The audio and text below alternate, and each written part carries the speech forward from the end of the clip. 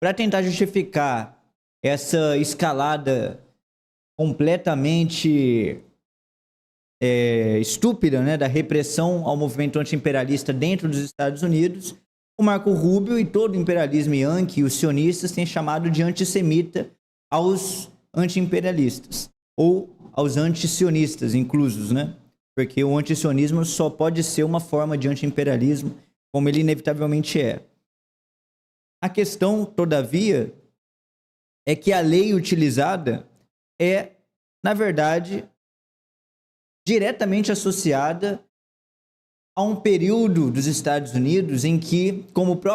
a própria fundamentação da lei o demonstra, era para impedir a chegada nos Estados Unidos, através da imigração europeia pós-Segunda Guerra Mundial, impedir que entrassem nos Estados Unidos bolcheviques e os valores judeus. Então, a lei que Donald Trump hoje recorre para fortalecer a repressão contra o movimento anti-imperialista, anti-sionista, é basicamente a lei que em 52 fora instituída para impedir a entrada do bolchevismo judeu nos Estados Unidos. Bem, em 1952, quando essa lei foi discutida e aprovada, chamada Lei de Imigração e Nacionalidade,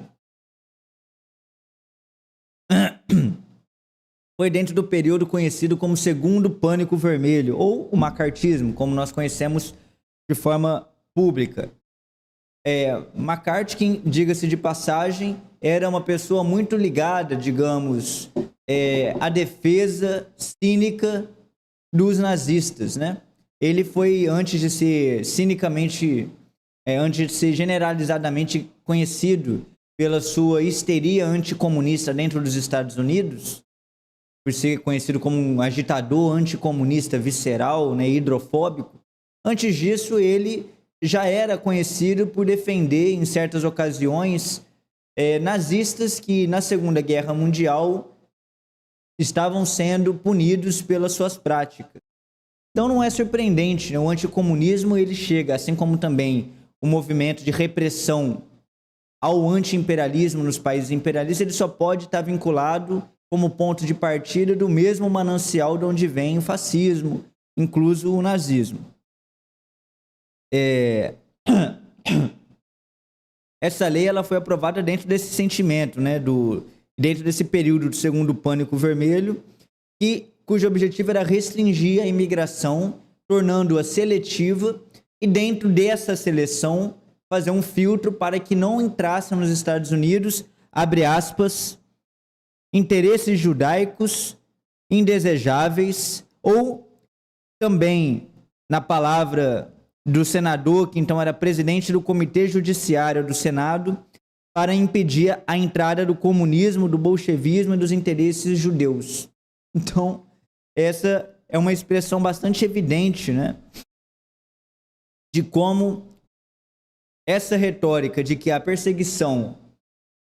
nos Estados Unidos do movimento anti-imperialista, anti-sionista por antissemitismo é completamente estúpido, a começar pelo fato de que o imperialismo norte-americano é efetivamente antissemita, na medida em que ele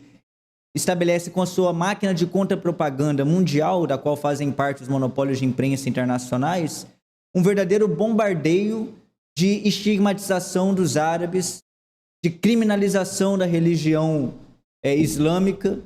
que é bastante hegemônica entre os árabes, que são povos,